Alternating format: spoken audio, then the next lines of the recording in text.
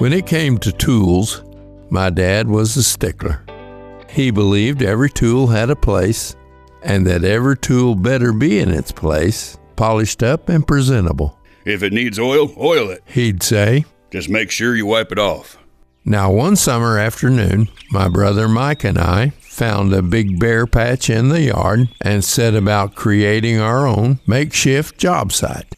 I won't say whether it was Mike or me who took Dad's claw hammer off the wall, but I will tell you this.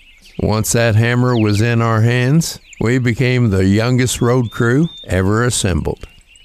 That trusty claw hammer transformed into the boom arm of a mighty excavator. I was the foreman, shouting orders, and Mike was the machine operator, digging trenches, carving drainage channels, and piling dirt as if we were saving the state millions in infrastructure cost. Mike, we need more dirt over there. Dig it deeper. The highway's flooding. We were heroes, legends, engineers of the backyard. But then, a couple of weeks later, while we were off creating a fresh batch of mischief, we suddenly heard Dad's voice booming through the house like a trumpet blast on Judgment Day. Where's my hammer? Mike froze solid. I felt my soul separate from my physical body. The rains had come more than once. That poor abandoned hammer had been baptized in mud and exposed to the elements. And this is the only kind of baptism that Dad didn't take kindly to. We receive what I call the wisdom of a father's discipline, a lesson you don't forget, not because it hurt, but because it taught.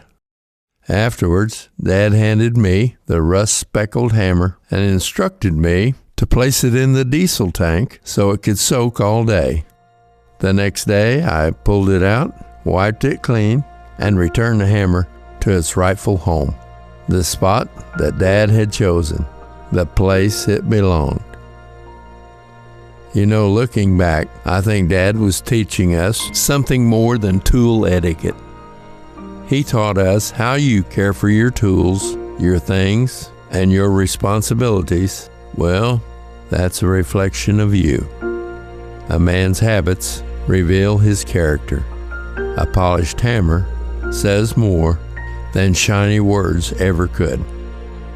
Be well, stay well. Thanks for listening. Francis Pass. P.S. Take care of what's in your hands, and life takes care of the rest. You've been listening to Pass It On, brought to you by Pass 1 Hour Heating and Air. Always on time, or you don't pay a dime. For more information about our company, visit pass1hour.com or call 993-6471.